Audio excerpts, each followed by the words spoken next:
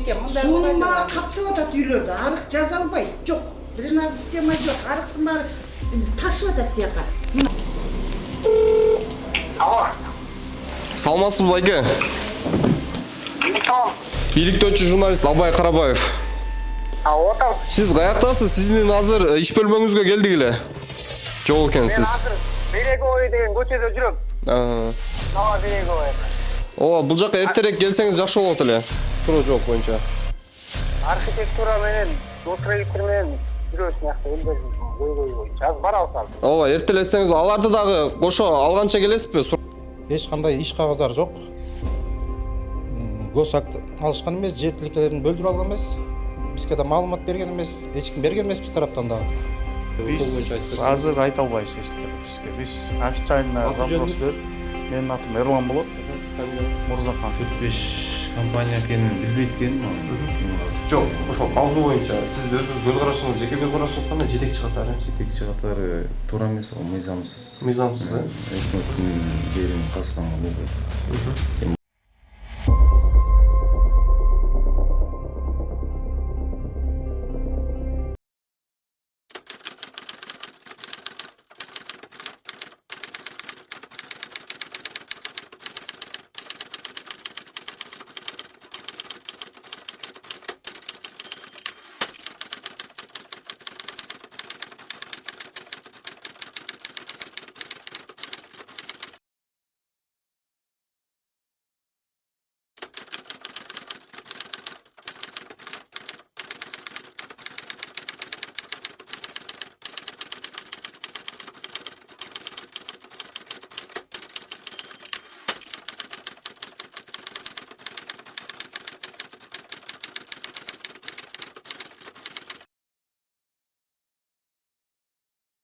Бул жакта жалпы Токмок Чүй районунун акимиятына келдик. Буюрса сиздер менен чогуу ошол иштер боюнча жалпы документтер менен акимге кирип толук түрдө иликтеп көрөлү. Жүрүңүздөр.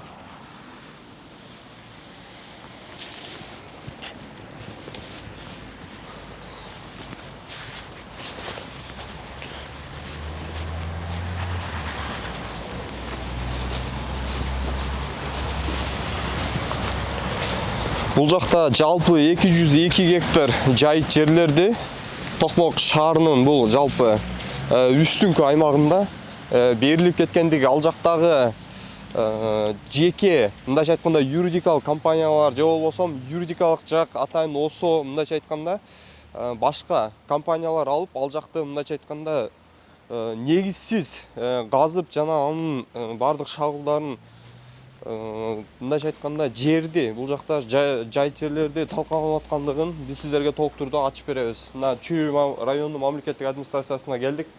Жүрүңүздөр.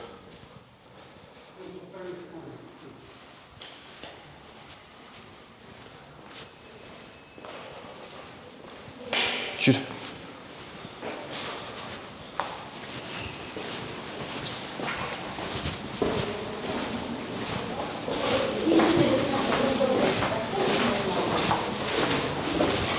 Бул жакта эмес экен, кабылдама.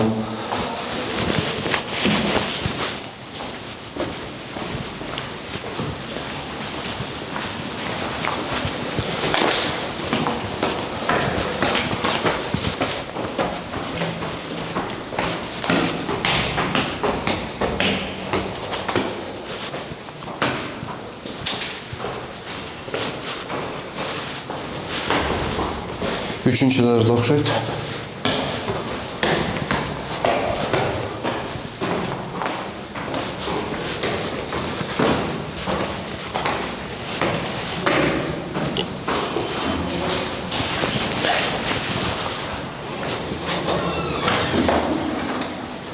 Жүріңіздер. Саламатсыздар ба? Аким бар ба? Қаяқта?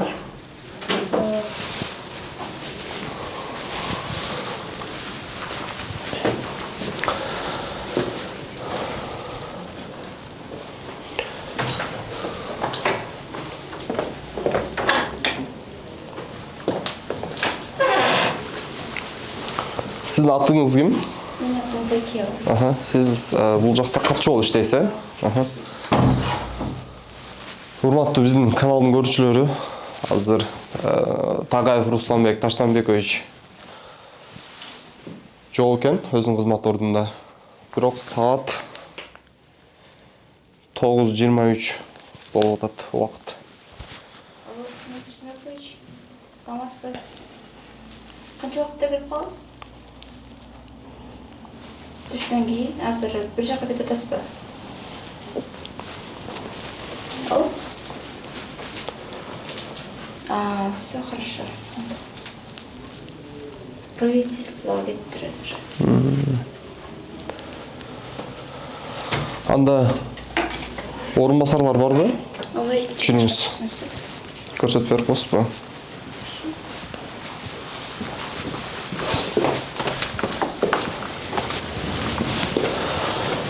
Аким азыркы учурда катчы байланышып, Аким азыркы маалда жумуш ордунда жок, бирок себептүү. Мындайча айтканда азыр Бишкек шаарына ал жактан ошол жалпы өкмөткө, өкмөт үйүнө баратканын биз көрдүк сиздер менен чогуу.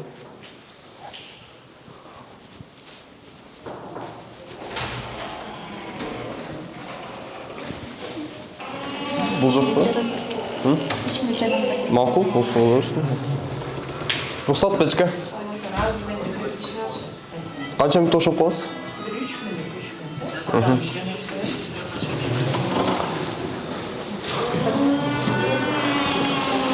Чүй район мамлекеттик администрациясынын башчысы Акимдин биринчи орун басары Акматова Айжан Асанбаевнанын бул жакта бөлмөсүнө келдик. Иш бөлмөсүнө азыркы учурда өткөн, мындайча айтканда жалпы иликтөө боюнча сиздердин менен чогуу сурамжылоо жүргүзүп көрөлү. Албетте бизден алыстабай туруңуздар. Мындан ары мыйзамсыздык жол менен, мындайча айтканда толук түрдө бул жакта мыйзам бузуу так аныкталып аткандыгына байланыштуу. Албетте мамлекеттик жергиликтүү бул бийлик дагы реакция жүргүзүш керек болчу, бирок тилекке каршы реакция жүргүзбөй жатат.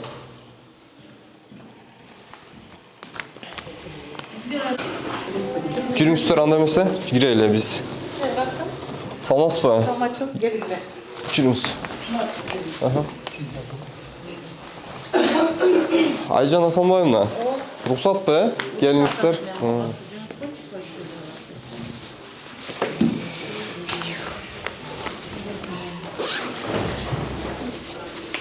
Камерамен келиңер. Иликтөөчү журналист Абай Карабаев. Юрий.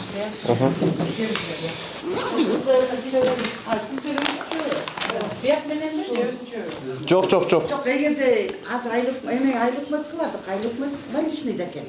Замы жок экен, 9:30 болду, на рабочий месте жок. 9:da келишкен. Тарттым. Анан бүтүп атабыз, 10 жылдан бери проблемабыз чечилбейт. Суунун баары каптап атат үйлөрдө, арык жаза албайт, жок. Дренажный система жок, арыктын баары ташып атат тияка. Мына. Сиздер чогуусуңарбы? Жок, эжеке. Айлык мөт ордунда экен? Жок, фамилиясы ким? больничныйда экен.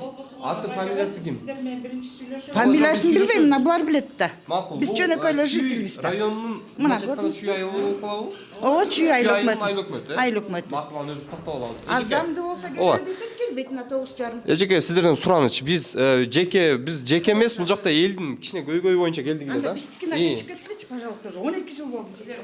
Жок, эжеке, биз сүйлөшүп алалык, келиңиз. Келиңиз.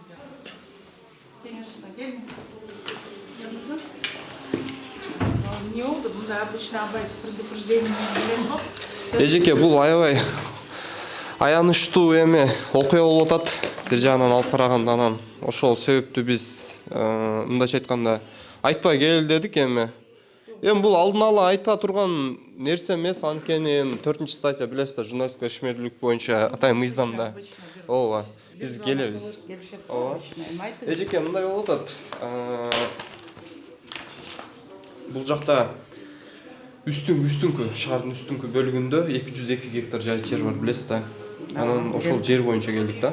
Хорошо. Ошол жерге 4 азыркы учурда жанагындай не деп коет эле? Казып атышат. 2 осо бар экен. Бири осо мен ал жактын Русских Александрдын атында экен. Осо азыр айтып берем сиздерге. Андан сырткары дагы бир 2 адам, 3 адамдын атында. Анан Сизде эмне Мага ошого- неме бар экен, абай? Кагаздар бар экен, босак бар экен. Эмне бар экен? жок, Эмне- алар боюнча сиздерден маалымат алганы келдим. Анан бул жакта мыйзам бузуулар боюнча эмне үчүн жайыт жерлер азыркы учурда берилип атат. Мындайча айтканда, ал жакта эми бузганга, ал жер кыртышын бузганга эч кимдин акысы жок да. Туура. Мыйзам боюнча.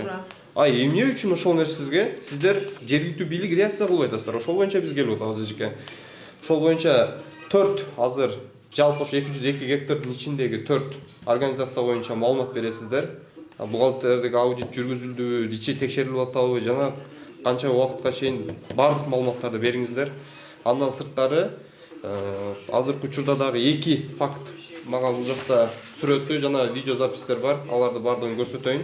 Ал боюнча сиздер эмне дейсиздер?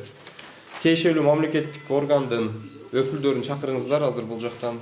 Жалпы ошол иликтөөнү жүргүзүп кетсек сиздер менен чогуу, Абай мындай да, биринчиден мен атым Акматова Айжан Асанбаевна, мен келгениме бүгүн 25 да, 15 күн болду. Келгенден бери ушул 202 деген чыр жер бар экен. Мен сизге муну ачык эле айтып коеюн. Получается, мына распоряжение 187 21 октябрь 21 жылы токтом чыккан. Бул токтомдо ал жерде жазылып турат: трансформация земель о переводе расположены на территории Чуйского аильного аймака Чуйского района из категории земли сельскохозяйственного значения в категории земель промышленности. Промышленностька деп берилген. Зона промышленности деп болот деп. Мына менде бул токтом бар. Ал токтом менен таанышалы кескен 2 октябрь. Ал жакта эле турат го дейм. Ал столдун үстүндө. Вот тут вот. Кеңешчилик театрда турат. Вкусно, он еще и охлаждает в такую жару.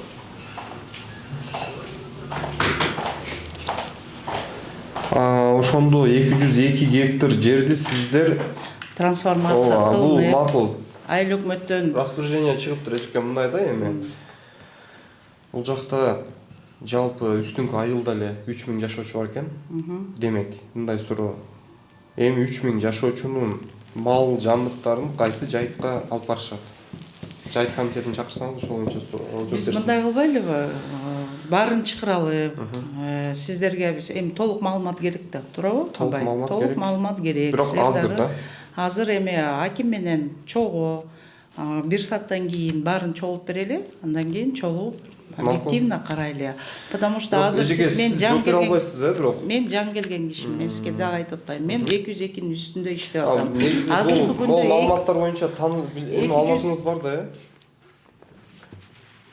Чүшки айыл өкмөт дейт. 202 içinin eç kimge eşitlik Эч бир жер казылганга берилген эмес. Бүгүнкү күндө ал жерге эч кимге уруксат кагазы жок. Мен сизге ошону айтам. эч кимге рухсат кагазы жок. Эч кимге Казганга эч кимге рухсат кагазы жок, Эч кимге уруксат рухсат кагазы жок. кагазы жок болсо эмнеге 4 организация ошол территориянын ичинде, ошол Жок, аймактын ичинде? ал жерде чүйдүн дагы жерлер, город Токмактыкы да бар. Может быть, там граничит эткен неме жерлерди айтып атасыңар. 202'nın içinden verilgen çok, кроме того, на сегодняшний день эки жолу мына ушу киши барып, эки жолу незаконно казууну бар препятствовать Мен жеринен таанышып келген ана. Жеринен таанышып келдим мен. Эки жолу чогуу да. Хорошо, абай биз барабыз, биз эч жака, мен лично качпайм. Ал жерде эл көтөрүлүп атат, ал жерге незаконно кишилер кирип алып казып атат. Ошонун баарына мына бул киши азыр айтып аткандай непосредственно барып фиксация кылып. Берилген? Да. Мисалы, эң жөнөкөй далил мага кечээ жергиликтүү тургундар видео жөнөттү. Ал видео менде дагы бар. Бар экен. Ал жерге мен өзүм эмне үчүн тиешелүү мамлекеттик органдар ал жакка барып карабайт? Çok emniyet, жер суу көзөмөл келди. Эмнеге сиздер ал жакка мындайча айтканда? Мен лично өзүм бардым, абай. Если вы меня слышите, мен Сизде айтышты эжеке, ооба уктум, Мен айтышты. өзүм лично бардым, элди тараттык, кой антып эгиле, мыйзам чегинде иш болсун. Ошо казып аткан кишинин иштерин да токтоттук, регистрация кылынды. Канча штраф салынды, ошону айтып коюңузчу. Көрсөтүп коесузбу? Штрафтар бүгүнкү күндө мен экономдо расчеттоо. Жер көзөмөлү келген ал жерге. жер көзөмөлү келген, чыкырылган, РОВДдан регистрация болгон. И первая, и вторая ситуация. Вторая ситуация вчера была. Эки көчө болгон. Көчө болгондо мен лично өзүм бардым. Вот. Айылдык кеңештен барган жок, немеден барды. Айыл өкмөттүн замы барды. Жер адиси барды, Чуйский райондук. Лично я сама была там. Поэтому сиз азыр айтып аткандай жерди кастырганга бир кишинин уруксаты жок. Сиз за правду биться эткендей эле мен деле ошол иштин үстүндө иштеп атам азыркы күндө. Рахмат эжеке. Анда кандай кылсак? Кандай кылсак болот да? Бизде эми билесиз да, биякта аким деген бар, башчы бар. Ал киши келсин, чогуу. Жок, ал азыр Бирок катчы айтып атат, азыркы учурда ал өкмөт үйүнө келиптир чогулушкачы. Деп мага ошондой маалымат беришти. Катчы ким? Биздин катчыбы биякта? Акимдин катчысы айтып атат. Присутствие у него болсун. Потому что он все-таки глава района. Без него ал киши менен чогуу болсо бут, я думаю, объективно, да, туура болот го дейм. Анан сизге Жерине барып таанышып келбейликпи, жүрүңүз? Без проблем. Барып келет, азыр. Азыр барып келели. Айыл өкмөтү жок дейт азыр кызмат ордунда. Бул көчүрмөсүнүн менде болсо, бере бересизби? Документ. Бар, Без проблем. Ооба, мен алып алайынчы шуну.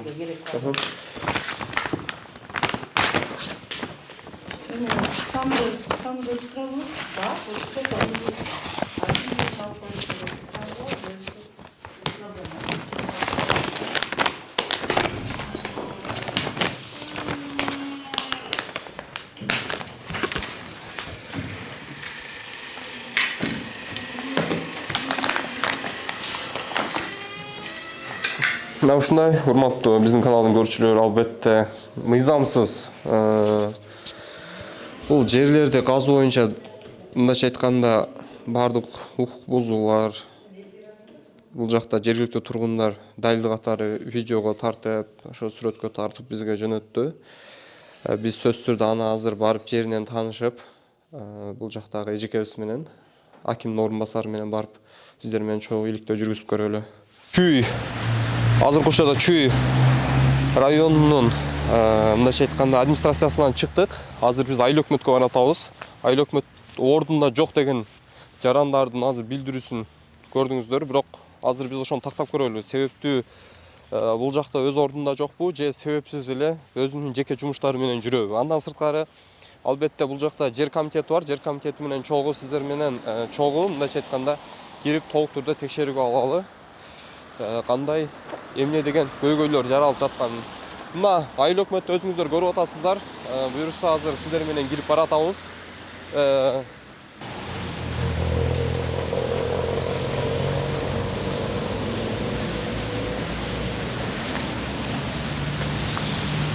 Чүй айыл аймагынын айыл өкмөтү, мына өзүңүздөр көрүп турасыздар.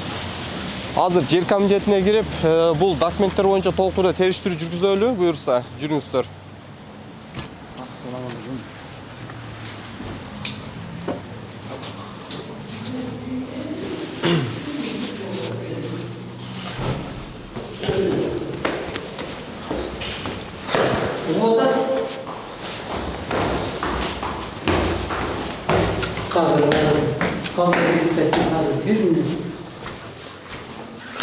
Кабылдама какта?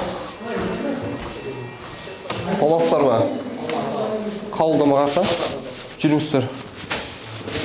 Саласызбы? Айыл башчы барбы? Өкмөттүн. Больничныйда? Орун басары барбы? Жүрүңүз. Какта? Мына урматтуу көрүүчүлөр, өзүңүздөр көрүп турасыздар. Ден соолугуна байланыштуу азыр кызмат ордунда жок экен. Албетте, бирок бул да бир орчундуу маселени жаратат. Эмне үчүн дегенде, ошо жер маселесине тиешелүү азыркы учурда жумуш ордунда жок экендигин. Мына коомдук кабылдоо 8:30-дан, бирок жумуш ордунда жок. Мына өзүңүздөр көрүп турасыздар. Айыл өкмөттүн башчысынын орун басары Чүй айыл өкмөт Талабеков Сталбек Талабекович. Эмне үчүн жумуш ордунда жок маселе? Кандай дейсиз? Эмне үчүн орун басардагы айыл башчыдагы азыркы учурда мындайча айтканда больничныйда болуш керек. Бир учурда. Жок, зам орун басар больничныйда. Больничныйда деп атпайбы? Ким айтты? Жок, бул киши билбейт да. Сиздер кимсиздер? Мен жер адисмин. Как раз. Жүрүңүз. Келиңиз. Аты жөнүңүз ким? Жумаулов Айбек Сейткулович.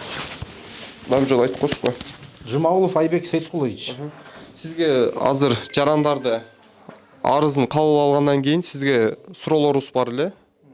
Бул дагы элдин көйгөйү боюнча келип отурабыз азыр. Ошол суроолорго жооп берип койсоңуз, Жүрүңүздөр. Эмне үчүн ордун басар жумуш ордунда жок?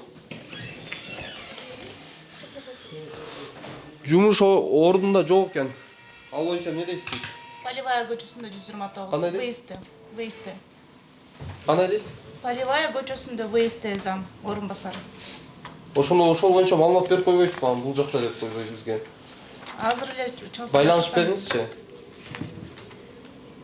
Канча убакытта келет? Ал жакта эмне иш чара боюнча жүрөт? Элдермен.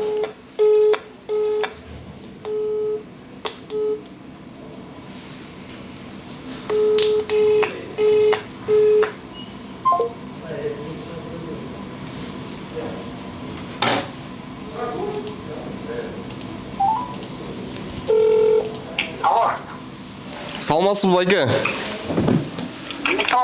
Бийликтөөчү журналист Абай Карабаев. Отам. Сиз каяктасыз? Сиздин азыр иш бөлмөңүзгө келдик эле.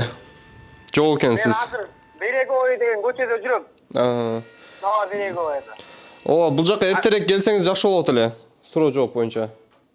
Архитектура менен, строитель менен жүрөбүз мыякта элдердин көйгөйү боюнча. Азыр барабыз ал. Ооба, эртелетсеңиз аларды дагы кошо алганча келесизби, сураныч? Айтып деп. Хорошо. Ооба. Болбосо өзүбүз да барабыз эгер келбесе. Рахмат чоң. Жүрүңүздөр, урматтуу. Биздин көрүүчүлөр азыркы учурда рейдте жүрөт экен. Орун басар жер комитетине. Ооба, байке. Ооба.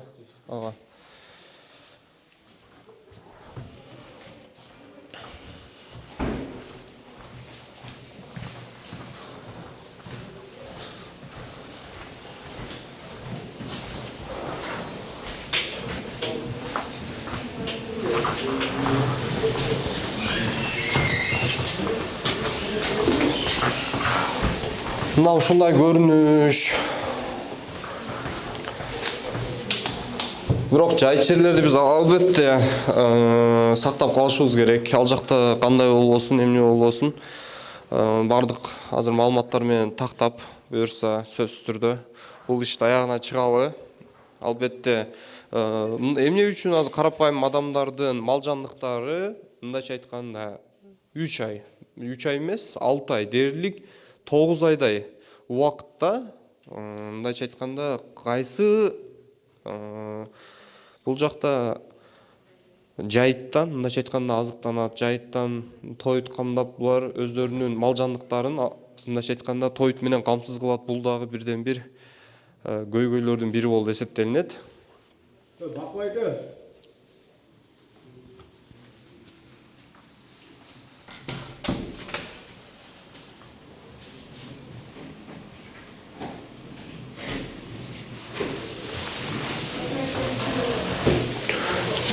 Жүрүңүздөр.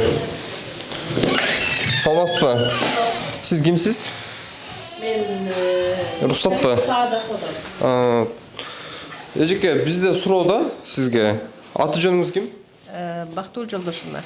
Эжеке, мындай маселе болуп атат да. Азыр 202 гектар жердин көйгөйү боюнча жүрөбүз да. Азыр ошол жердеги 4 организация мындайча айтканда жерди казып атыптыр.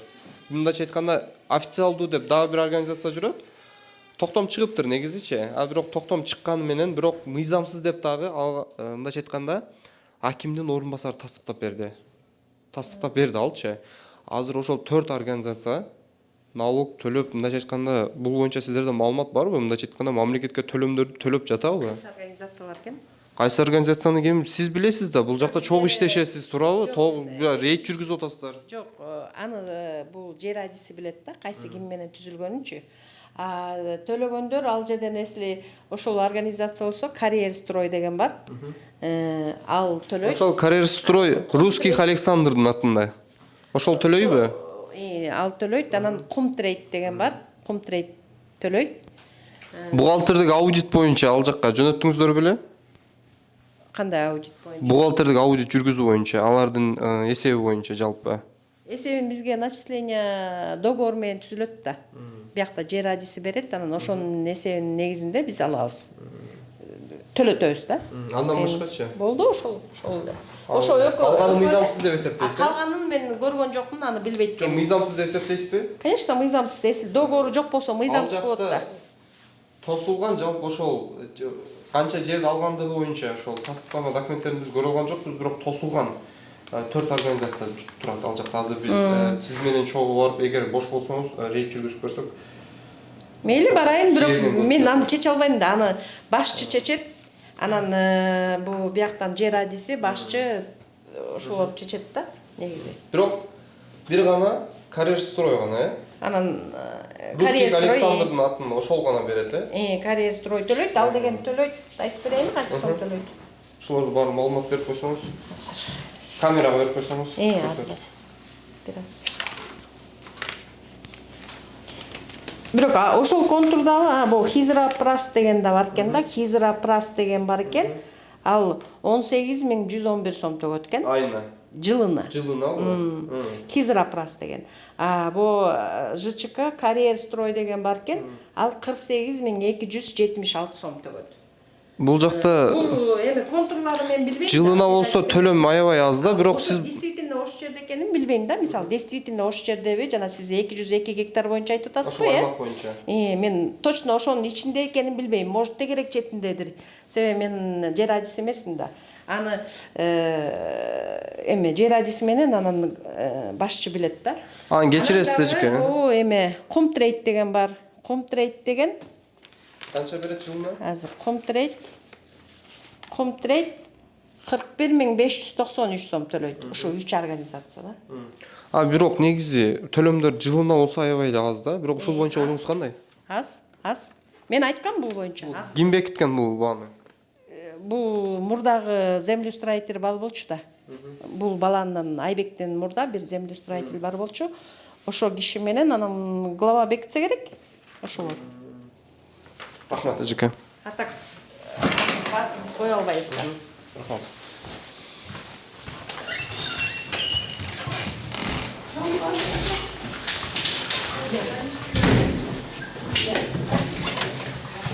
Бошодуңузбу?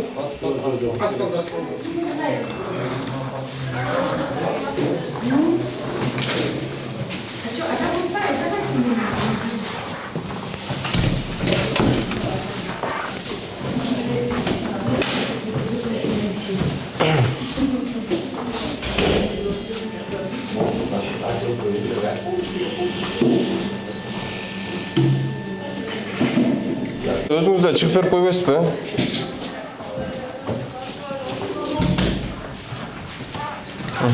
Кечиресиз азыр.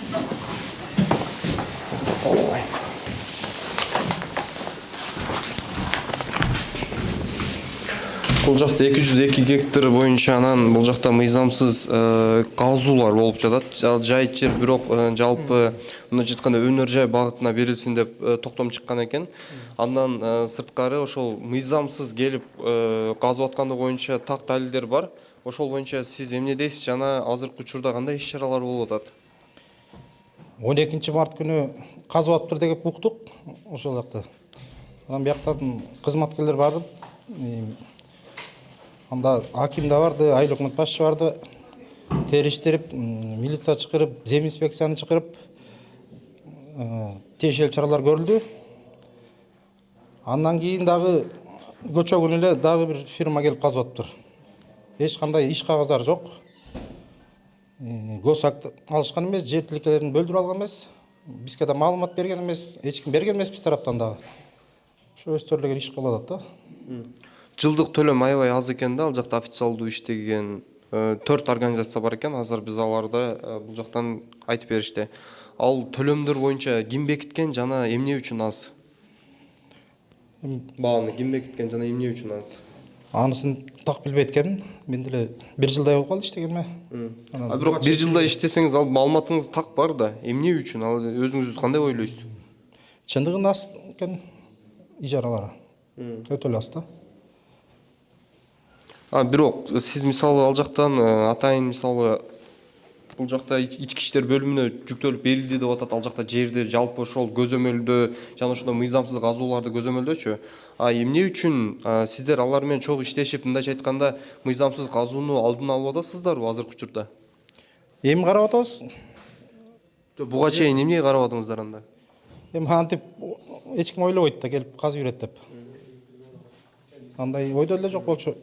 Ал жакка атайын камераларды орнотуу боюнча иш-чара болобу, болбойбу? Ал жак карар элек. Качан карайсыздар? Эми чокул арада алып барылат иштер. Ошол 202 гектар боюнча сиздин өзүңүздүн ошо жайыт жерлердин мындайча айтканда азыр өнөр жай багытына өткөрүп бериши жана ошондой эле азыр калктуу конуштун жалпы жайыт жерлердин аябай дефицит болуп атканы боюнча сиз комитеттин мындайча айтканда кызматкери катарсы, сиз кызматкерсизби? Комитеттин кызматкери катары кандай ойдосуз? Эми 2020-жылы жана өнөр жай багытына которулуп кеткен экен. Маны айта албайсыз эмне деп айтабыз. Эмне жок, сиз жооп бериңиз да, кандай да ойлойсуз? Ал негизи бул жакта жалпы жайыт жердин аянты канча? Жана ошондой эле эгерде 202 гектар мындайча айтканда өнөр жай багытына өткөндөн кийин жалпы бул жакта малдын санын да билесиздер да, сиздерчи? Бул маалымат жыйынында так маалыматтар бар сиздерде. Жалпы малдын санына туура келеби, туура келбейби? Жок, бизде негизи садовый айылында жайыт жок. Приселин базбиша жок чындыгында. Эмне үчүн ошол жок экенин билип туруп сиздер жайыт жерлерде өнөр жай багытына которуп атасыздар анда? Эми бияктан элдерге эле талкууга коюлуптыр. Биз деле которулган малды билген эмеспиз иштеген. Эч нерсе билген эмессиздер, Жок. Сиздерге маалымат бербестен туруп алар токтом чыгарып атабы ошондо? Берсин деп. Бир элдик жыйында бир айтылган экен, өткөзөбүз деп, жана эл каршы болгон. Бирок ошо боюнча эле ар иш уланып кеткен да. Аты жөнүңүз? Жумагулов Айбек Сейткулович. Азыр сиз менен бул жакта айыл башчынын мындайча айтканда орун басарына байланышыңыз. Азыр сиздер менен чогуу баралы, бул жактан акимдин орун басарын алалы, ал жактан жеринен таанышалы. Келдиби? Жүрүңүздөр анда эмесе. Жеринен таанышалы. Келдиби? Жүрүңүз.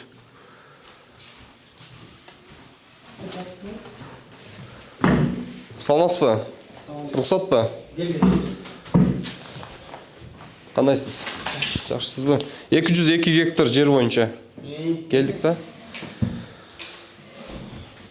Азыр бош болсоңуз ошол жактан суроо жоопту улантпайлыбы, жүрүңүз. Бул жактан акимдин орун басары дагы айтып койдук эле, жүрүңүз. Жеринен барып улантсак. Бирок айыл башчы өзү каякта? Азыр ал ооруп атат, больничныйга чыккан көчө күндөн баштап ал мыйзам чегинде да. Айыл өкмөт. Кечеден баштап уже көчөдөн баштап больничныйда ооруп. Канча күн болот? Айта албайм, оор канча күндө айыгат. Ким билет аны. Оорусуна карата. Азыр сиздер менен чогуу барып, жалпы ошол жердин өзүнүн жеринен таанышып, сиздерге чагылдырып беребиз.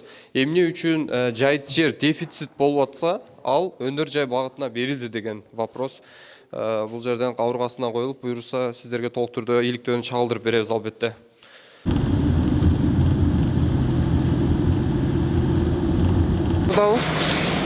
Урматтуу көрүүчүлөрүнө өзүңүздөр көрүп турасыздар.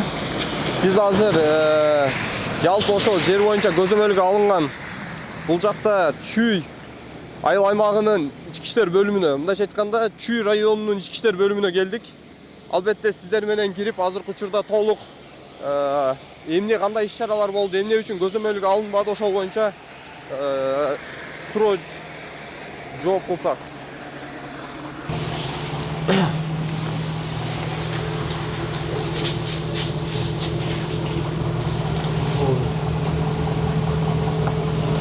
Açık olsun mu? Ya. Начальники, açık olsun. Orunbasar var mı?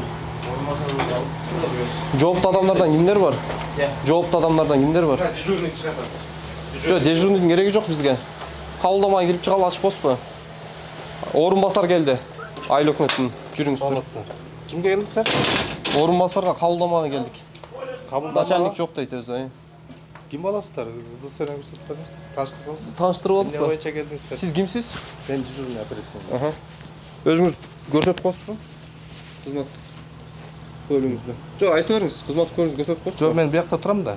Ne boyunca geldiniz? Иликтөө боюнча байке. Ne? Жер боюнча 202 гектар боюнча. Эркин журналист иликтөөчү Албай Карабаев. Все хорошо, аз чакырам. А биз кире бербейли, орун басарды, айыл өкмөттүн орун басары болуп келдик. Az çıkırayım ben. Ооба. Аты жөнү ким? Жок, аты жөнү. Жунушев Чыңгыз. Жунушев? Ооба. Кызматы? Оперативный дежурный биякта. Бүгүнкү наряд. Аха. Жок, кызматы. Эми уже дежурный болуп иштейт да. Оперативный дежурный бүгүнкү кызматта.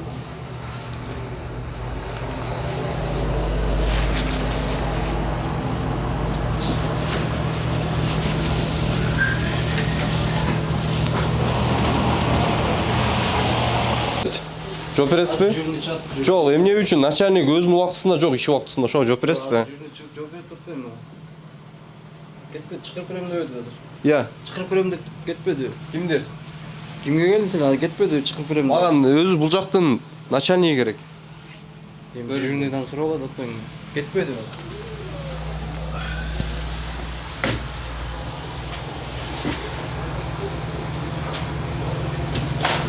Урматтуу көрүүчүлөрүм, өзүңүздөр көрүп турасыздар, азыр Чүй районунун ички иштер бөлүмүнүн начальниги азыркы убакта жумуш ордунда жок албетте. Аты жөнүн биз өзүбүз тактап алабыз, бирок тилекке каршы эмне үчүн ушундай жетекчилер мындайча айтканда жумуш убактысында жок. Албетте бул да бирден бир күмөн жаратуу. Мындайча айтканда далилдердин бири болуп өзүңүздөргө мына көрүп турасыздар.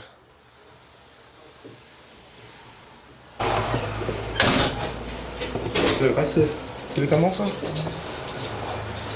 Biz özümüzü tanıştırdık bu жақта. Kimge? Жооптуу адам ким эле? Келсин аз чакырып берсин. Достlar, эмне маселе менен келдиңер? Аз сүйлөшөбүз бул жак менен. Же?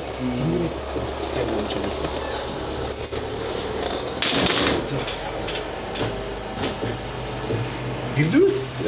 Чыңгызбек көрбөйм азыр ошо чыгып келем. Эмне үчүн начальник өзүнүн жумуш ордунда жок айтсаңыз? Эмнеге жок? Бар жумуш ордунда эле. Жок, себептүүбү? Жумуш ордунда. Жок, себептүү, анда киргизбейсиздерби кабылдамага? Жок, эми алло.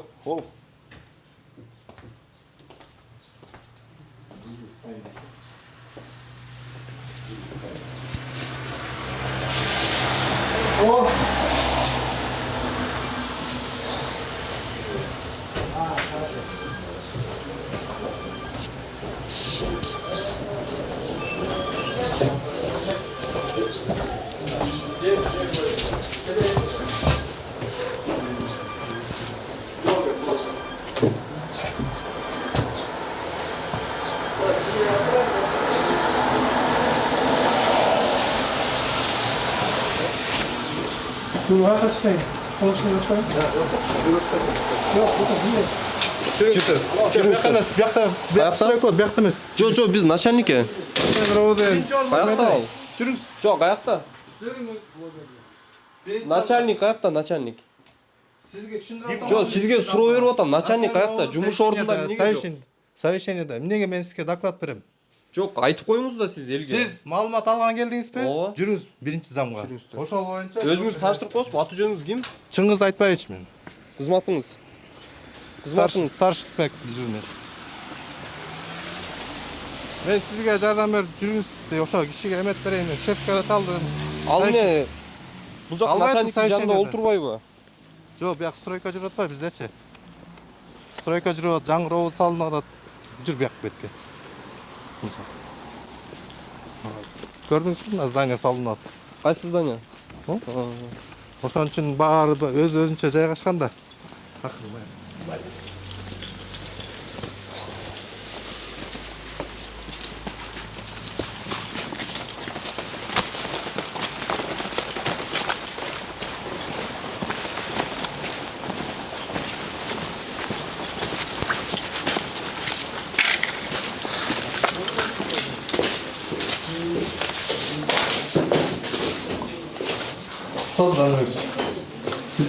Рұқсат па?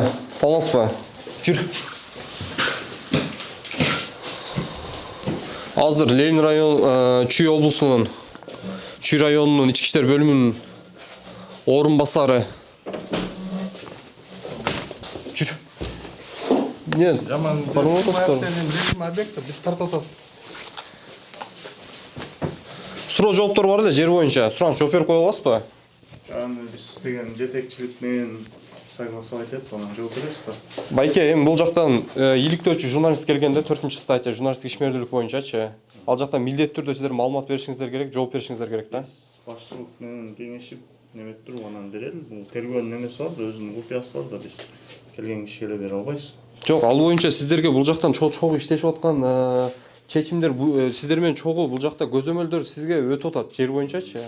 Анан ал жакта сиздер эмне үчүн көзөмөлгө албайсыздар? Ошол боюнча суроо берейин дедим да. Кайсы жерлерде? 202 гектар боюнча, жайыт жерлер боюнча. Ал боюнча азыр катталып тергөө иштери жүрүп атат. Доследственная проверка. Жок. Биз анын азыр Макул, тергөө жок, мен сизге тергөөнү сураган жокмун. Мен бул жактан сиздер менен чогуу иштешүү боюнча, ал жактан бул жакта бизде бардык далилдер бар, катталды. Барып, ал жактан эч кимден айыл өкмөт менен дагы кеңешпестен, рухсат сурабастан туруп барып казуулар, алдына далилдер пайда болуп атат. Кааласаңыз мен сизге видео материал, сүрөттөрдү бардын көрсөтөм. Бирок эмне үчүн сиздер аны көзөмөлдөбөйсүздөр? Көзөмөлдөп атабыз, текшерүү иштери жүрүп атат. Билбейт деп атат го. Ким билбейт дейт? Бул жакта. Ким бул жакта? Администрациядан айтып атышат. Жок, бизге катталып тергөө иштери жүрүп атат да. Акимдин орун басары. Акимдин орун басары эмне дейм, мен билбейм. Биз неме кылалы, жетекчилик менен кеңешели, анан сизге өзүнчө. Сиздерге катталдыбы негизи кечеги ошол бузуу боюнча? Сиздерден эч кандай рухсаты жок казуу боюнча катталдыбы? Мындайча айтканда, любой происшествие немен бар бизде катталат. Эмне үчүн көзөмөлгө алмадыңыздар? Канча жакта кызматкер барып иштейт азыркы учурда? Көзөмөлдө. Кандай кылып көзөмөлгө аласыздар? Жерде. Мыйзамсыз казуу боюнча.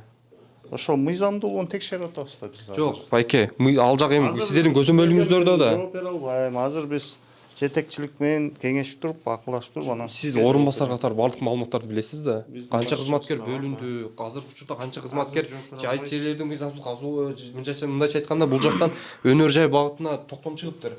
Бирок анда сиздер мыйзамсыз казып аткандарды көзөмөлгө алышыңыздар керек. Канча кызматкер ошо тартылды, ошол боюнча айтып берсеңиз. Азыр айта албайбыз эчтеке деп сизге. Биз официально запрос берип, менин атым Эрлан болот. Фамилияңыз? Мурзаканов. Рахмат байке. Рахмат. Азыр учурда кызматкерлерден кошуп берсеңиз, ал жака азыр рейдке барып аттык эле акимдин орун басары мененчи. Жүрүңүздөр. Кызматкерлерден кимдерди бул жактан бизге кошуп бересиздер? Кызматкерлерден кимдер барат? Тактап берип коесуздарбы? Жүр. Биз менен чогуу рейдке. Рейдке? Тактап коет да. Я. Жолун күтүп атабыз азыр, жолун айта элек бирок. Биз менен азыр чогуу барсын. Жеринен барып таанышып келели. Бирок бул жакта начальниктин орун басары да так айта албай атат да. Ал жака канча кызматкер бөлүндү, кандай көзөмөл болуп атат, камера орнотуу боюнча кандай болуп атат. 7 контейнер орнотуптур. Жерди түздөпчү. Бирок ал мыйзамсыз. Видео материалдар бардыгы бар бизде. Бул жакта айыл өкмөттөн бул жактан каттоого алынбай атат алар. Официалдуу биз казып атабыз, ушундай билдирүү жок. Эми карапайым элдин балжандыгы үчүн атайын эми жайыт жерлерди талата берсек, тоното берсек, ал дагы туура эмес да. 202 гектар бул эмне деген жер?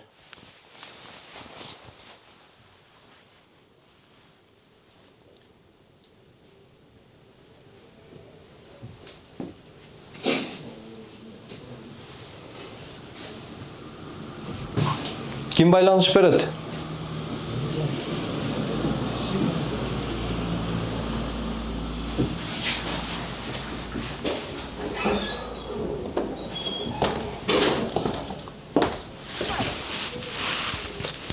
Канча кызматкер бөлүп бересиздер бизге? Азыр биз менен рейдке чыкканга. Байланышып берип коесузбу орун басары менен?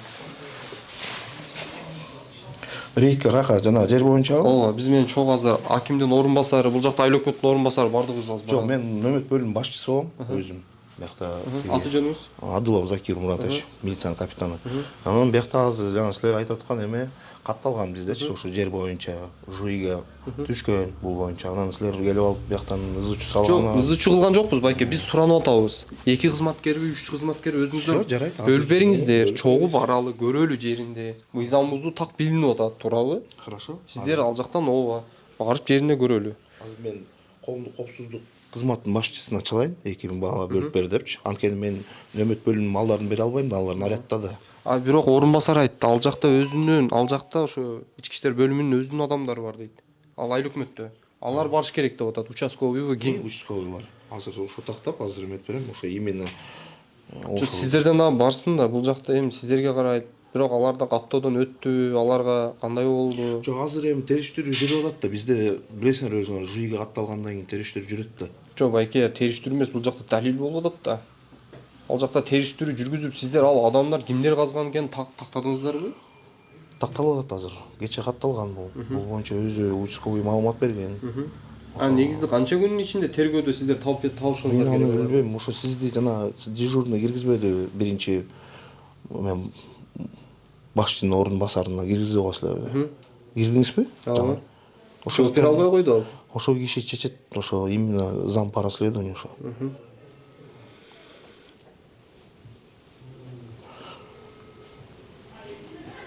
Телефонду албай, прокуратурага кеткен азыр. Мен участковыйларды тактайм, азыр жиберейин. Ушундай акыбал, урматтуу көрүүчүлөр, албетте бул Кыргызстаныбыздын, жалпы өлкөбүздүн өнүгүүсүнө дагы бир жолу бул кадр бардыгын чечет деген бул жакта учкул сөздүн ачыгын билдирип турат. Албетте күчтүү жетекчи болсо, мыйзам чегинде бардыгын объективдүү караган, оперативдүү, мындайча айтканда, аракеттер менен иштей алган, мындай мыйзамсыз аракеттерди алдын алуу боюнча көзөмөл органдары бар, маалымат жеткен мурда. Бирок эмне үчүн так маалыматты бере албай жатышканы албетте суроо жаралат.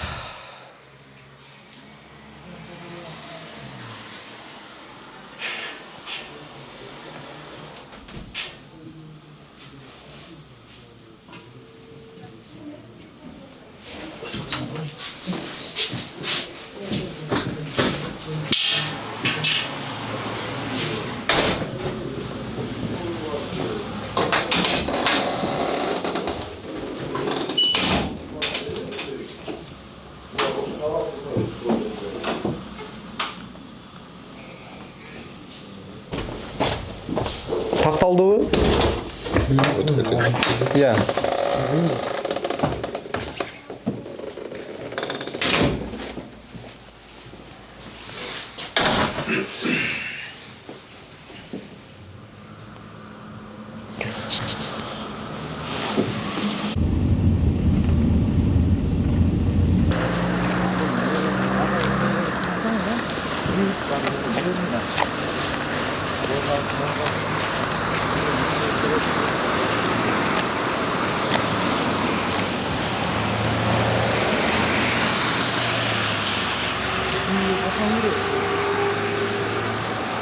Иә. Жоқ екен, мен өзім кіріп шықтым. Замға жолықтым. Так, даяр бі? Сіз камераға түшпейлі қойыңыз. Саламатсыздар бі? Жетекшіге кіріп шығалдыша. Сұрауыңыз бар. Алло? Аха.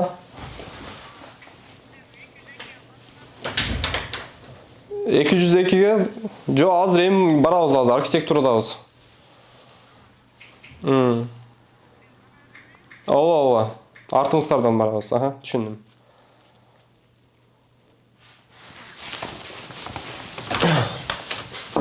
Ачып коесуздарбы?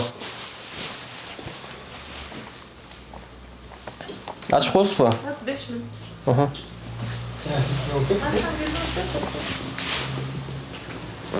Кайдан келдиңиздер? Саламатсызбы? Иликтөөчү журналист. Таанышып атасызбы? Абай Карабаев.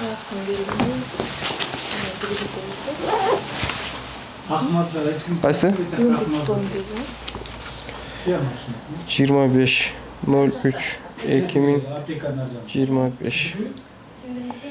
Карабаев. Болду. Батырагы.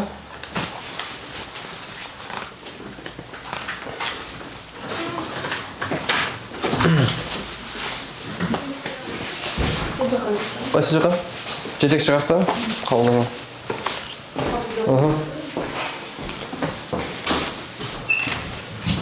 Саламатсызбы? Бул жака келип чыгып Бекетаев Заирбек Замирбекович, Чүй району шаар жана архитектура боюнча башкармалын башчысы. Рухсат, айтты да. Рухсатпы? Рухсат. Ассаламу алейкум. Жакшысызбы? Денсаулыктарыңыз жакшыбы? Суроо жообуз бар эле. Өзүбүздү тааныштырдык. Сизге да тааныштырып коелу. Иликтөөчү журналист Абай Карабаев.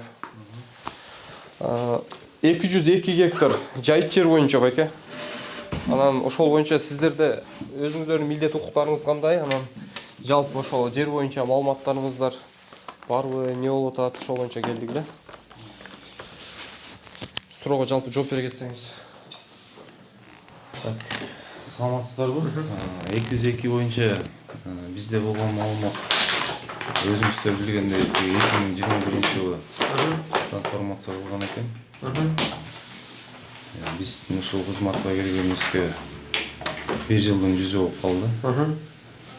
Ошол 2021 кылышкан экен трансформация. Ошол бойдон толук бүт-бүттүр госакта алынмаптыр да. Ошол биздин маалымат. Госактын кимдер толук ала албай атат, ошону түшүнбөдүм. Аны акимияттан билесиңер го дейм. Жок, кимдер? Госрегистрден биле. Эмнени кимдер деген. Сиздер токтом боюнча айтып атасызбы? Биз токтом боюнча айтып атабыз, акимият чыгарган токтом боюнча. Бирок ал толук эмес деп атасыз, э? Жок, госакта алына элек да. Токтомдон чыккан тиги жайыт багытынан. Бирок жалпы ошол жерге мындайча айтканда кызыл китеби жок. Бирок азыр ошондой болсо дагы ал жерлердин бардыгын мындайча айтканда бул жактагы компанияларга бирок анда укугу барбы жокпу мыйзам боюнча? Укугу жок да. Укугу жок. Бирок ал жакта 4-5 организация жүрөт да, казып. Андан сырткары мыйзамсыз казуулар да болуп атат. Ошол боюнча сиз эмне дейсиз? 4-5 компания экенин билбейт экенмин аны. Ким казып? Жок, ошол казуу боюнча сиз өзүңүз көз карашыңыз, жеке көз карашыңыз кандай? Жетекчи катары? Жетекчи катары туура эмес, ал мыйзамсыз. Мыйзамсыз, э? Өкмөттүн жерин казганга болбойт. Тем более ал деген тиги карьер казып атабы, эмне карьерге болбойт. Ал деген багыты өндүрүш, завод, фабрика деп. Кандай эмес? Завод, фабрика деп которулган экен да ал жерде. Ошо бүгүнкү күндө бизде съемкасы бар. Ошону көрсөтүп коесуздарбы?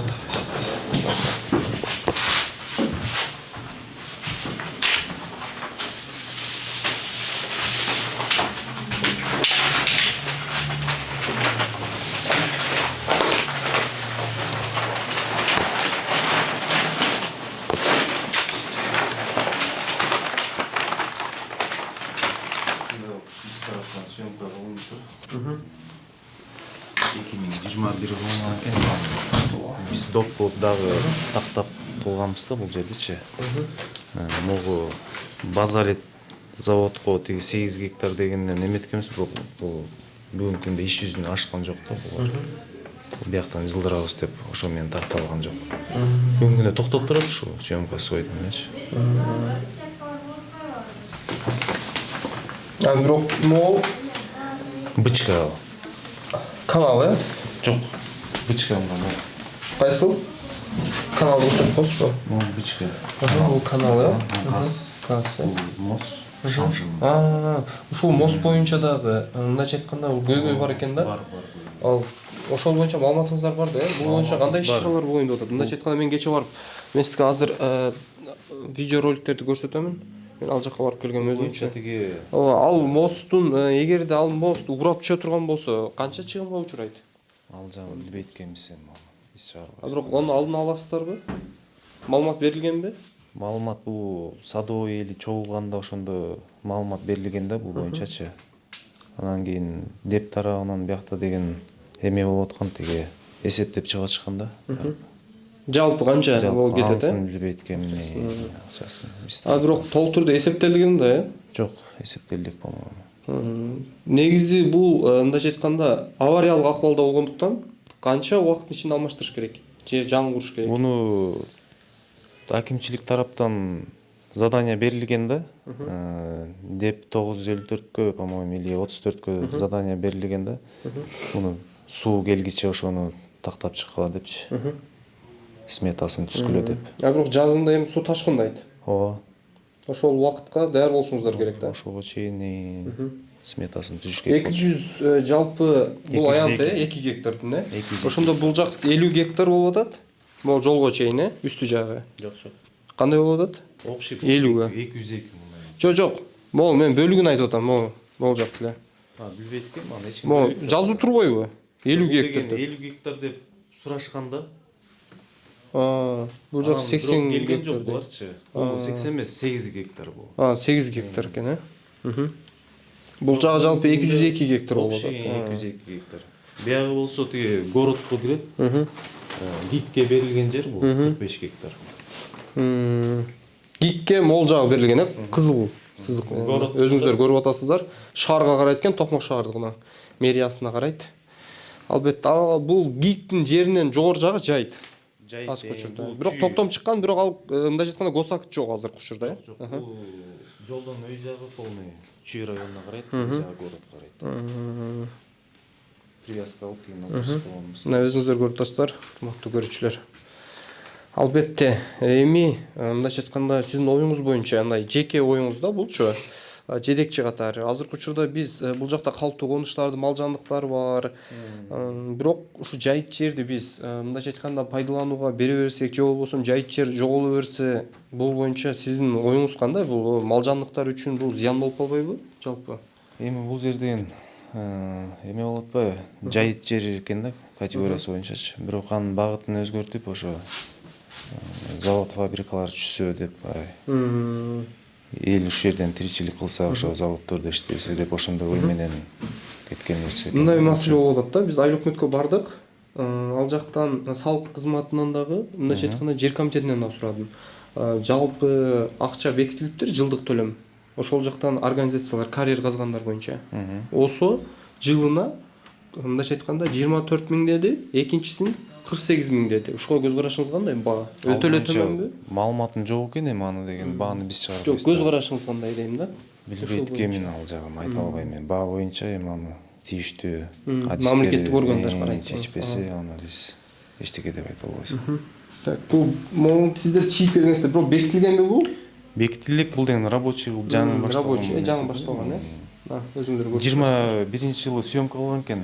Ал менен отурсак чыкпай калып, анан кайра буну отурусканга туура келди да ошо. Ал убакта ошо жетекчилик бөлөк болчу. Ошол бизде болгондо амайды эметип отурсак чыкпай калды. Бунун контурлары да коюлду, Кипраземден контурун коюп беришет да. Биз электрондук вариант жибергенбиз дека. Контурун коюп берсе, көйгөй боюнча госрегистрдин кызматы кандай болуп калат? Эмнеси? Эми милдеттери кандай болуп калат? Госактысын бекитип берет да. Макул. Анда сиздер менен чогуу госрегистрге барып азыр жалпы иликтөөнү уланталы. Урматтуу көрүүчүлөр, өзүңүздөр көрүп тургандай биз жалпы министрлер кабинетине караштуу жер ресурстар, кадастр жана картография боюнча мамлекеттик агенттиктин Токмок Чүй филиалында турабыз. Кечиресиздер. Сиздер менен чогуу кирип азыр иликтөөнү уланталы.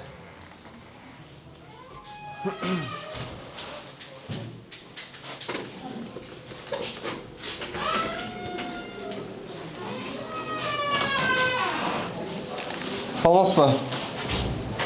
Кандайсыз? Биз кабылдамага келдик эле. Бул жакта ачып берип коесуздарбы? Кабылдамага келдик эле. Ачып берип коесуздар бул жакта? Жакта приемный карта?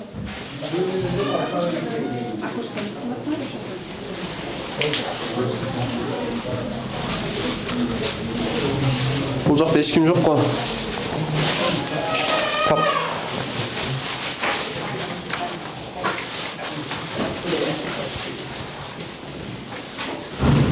Эжеке саламатсызбы?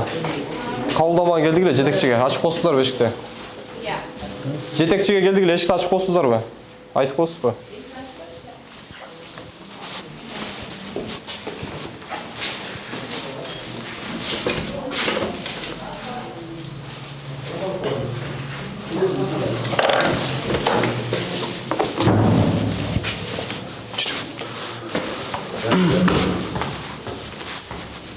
Түшүнбөдүм. Кабылдама какта? Жетекчи.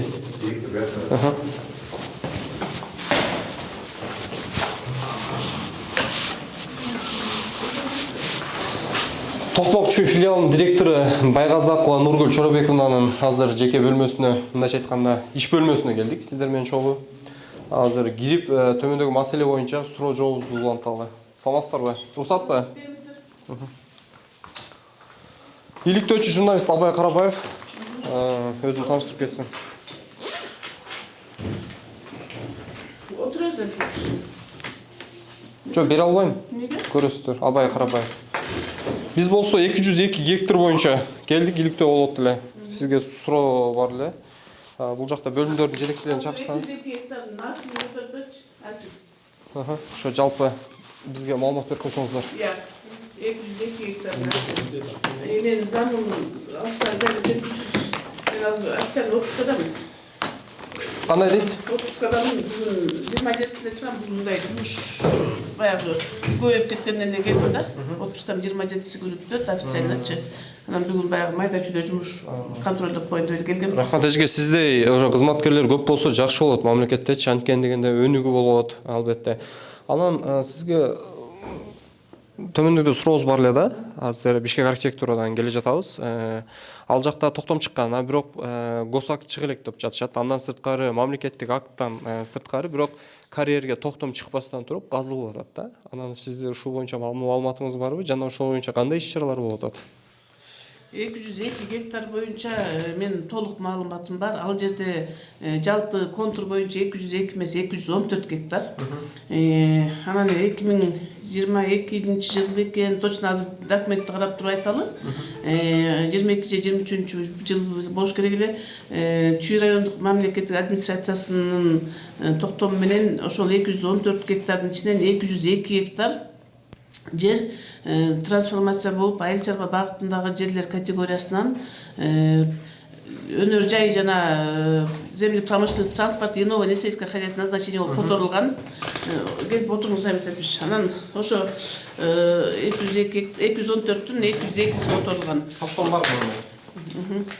Бирок токтом чыгып атат, бирок сиздердин милдет укуктарыңыздар кандай болду ушул боюнча? Биздин милдет укугубуз бул боюнча ошол токтом чыгып атканда жер комиссиясы бар, ошол комиссиянын составындабыз биз.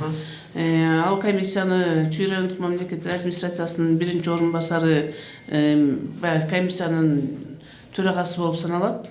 Анан биз болсо ошо Чүй райондук администрациянын чыккан тескемесинин негизинде комиссиянын баягы мүчөлөрү болуп катышып, ошол комиссияда карап, бардык тиешелүү органдардан аныктамалар алынып, андан кийин которулган бул жер трансформация болгон. Бүгүнкү күнү 202 гектар трансформация болуп бош турат.